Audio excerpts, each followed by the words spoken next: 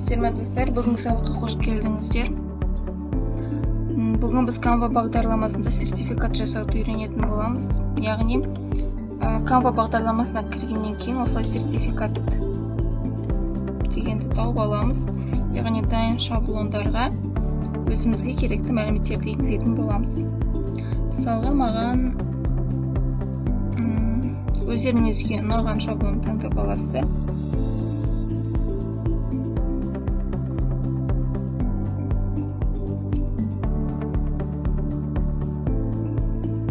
Мысалы, маған колледжге осы шаблон керек, бірақ бұл ақылы екен. Онда осы шаблонды алайық. Изменить шаблон дегенді бассаңыз, сіздер бұл шаблонды өзгерте аласыздар. Ал жаңағы корона тұрған шаблондарда сіздер оны ала алмайсыздар, өйткені олар ақылы түрде. Енді осы шаблонды біз өзгертіп шығара қоямыз. Мысалы, мына жерге өздеріңіздің немесе осы сертификатты беретін адамдарыңыздың аты жөнін жазасыздар.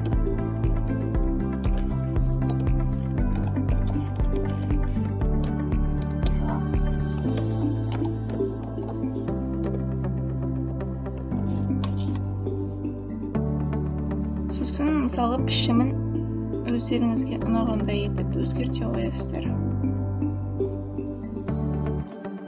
Және тиісінше кішірейтесіздер.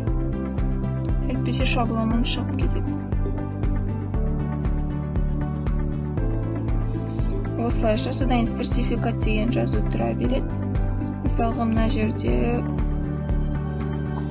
қаланың, колледждің, университеттің немесе мектептің атауын жазуға болады.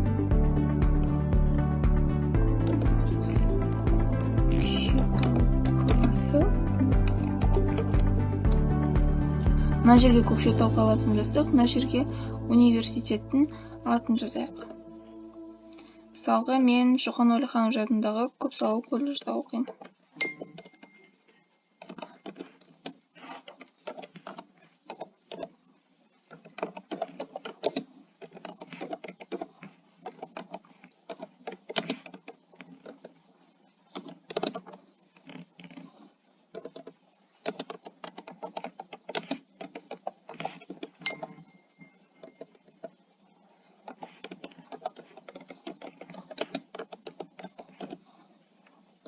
Сол сияқты өздеріңіздің оқу орындарыңыздың атын жазғаннан кейін сол колледждің студенті, сол универдің студенті немесе сол мектептің оқушысы деп жазып қоюларыңызға болады жалғастырып.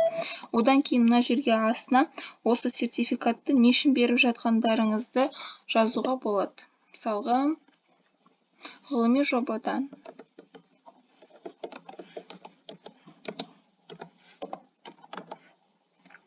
Бірінші ғылыми жоба дегеннің алдына ғылыми жобаның тақырыбын жазатын боласыздар.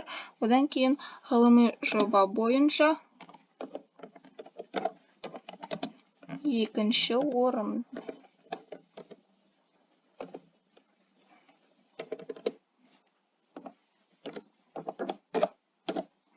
Мысалға, осындай жазулар жазып, өздеріңіз өзгертіп аласыздар. Одан кейін мына жерге директордың аты жөні, оның қолы дәл сол сияқты мөрі қойылатын болады.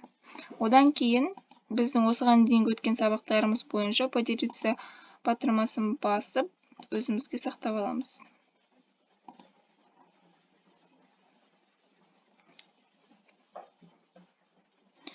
Сонымен бүгінгі сабағымыз аяқталды. Бүгінгі сабақ түсінікті болды деген ойдамын.